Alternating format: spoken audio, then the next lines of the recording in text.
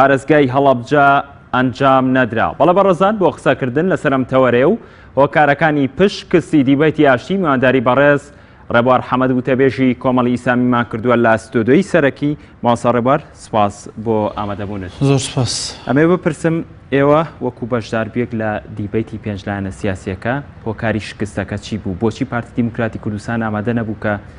لە ئاسی باڵایە بەشدار بێت؟ بەناوی خوای گەورە و میهرەبان. تەمامە سەرەتا بێ بگەڕینەوە سەر دەستپێکیانی دروستبوونی و دیبەیتەوە هەوڵی ئەو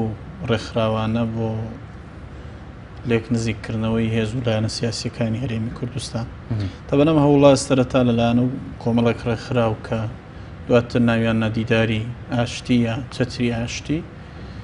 هەوڵی یەکەمیانەوە بوو کە لە یەکەم قۆناغدا سەرکردەی یەکەمی هەر پێنج حیزبەکە کۆبکەنەوە. ئەو کاتیش تەبەنێمە لە سلێمانی پێشوازیمان کردن و هاوکات لەو کاتدا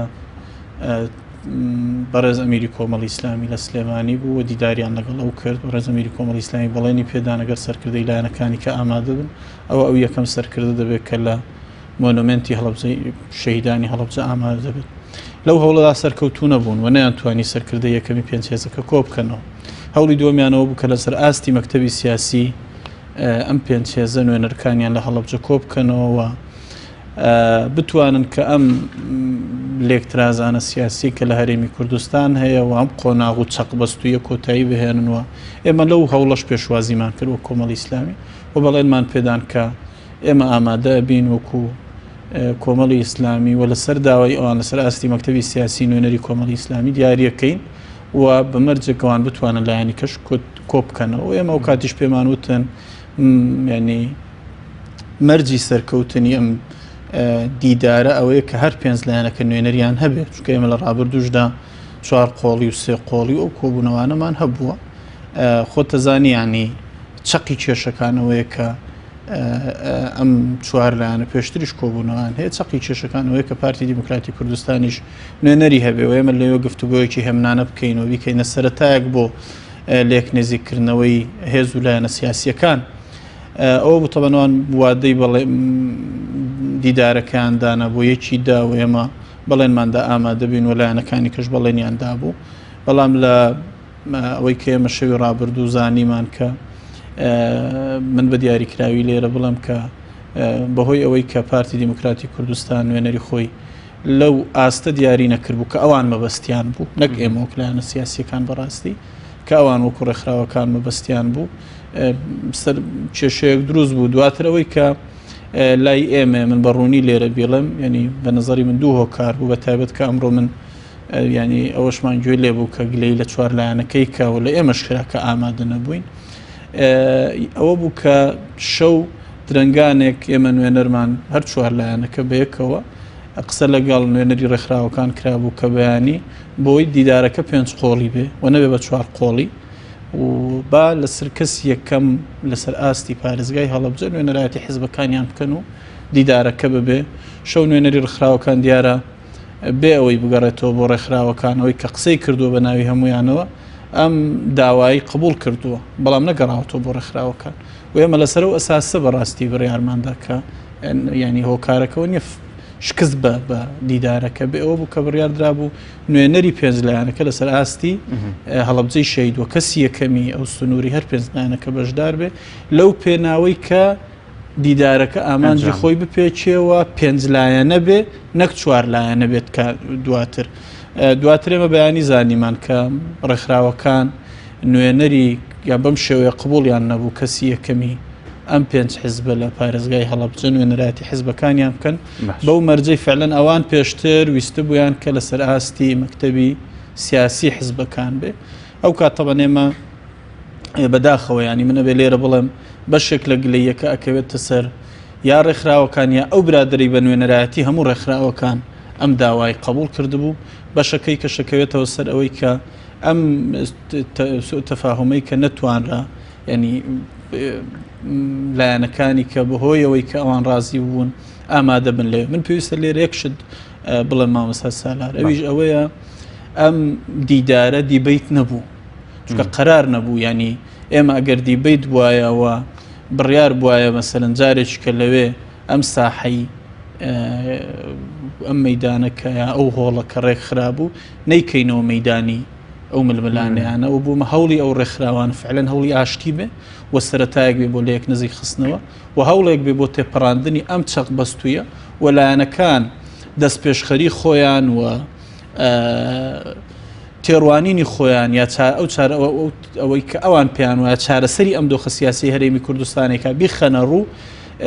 دروستتر ئەوە بوو کە هەر پێنج لایەنەکە ئامادە بن و نەبێ بە ململانەی سیاسی بەداخەوە یعنی منەبێ بڵم کە ئەمە ناتوانم لە جیاتی ڕێکخراوەکان ڕایگەێنم و ئەوان خۆیان ڕایان گەیاند فعلەن دیارە ینی هۆکاری شکستی دیبیتەکە بە ڕوونی دیار بووە پێم وایە هاوڵاتیانی هەرێمی کوردستانی زانیە ماسە ڕێبوار ینی بە دیاریکراوی پارتی دیموکراتی کوردستان هەر لە ئەوڵەوە بڕیاریە بوو لە ئاستی مەکتەبی سیاسی بەشداری لەم دیبیتەیە نەکات لەبەرەوە ینی ڕێکخەری ئەم دیدارە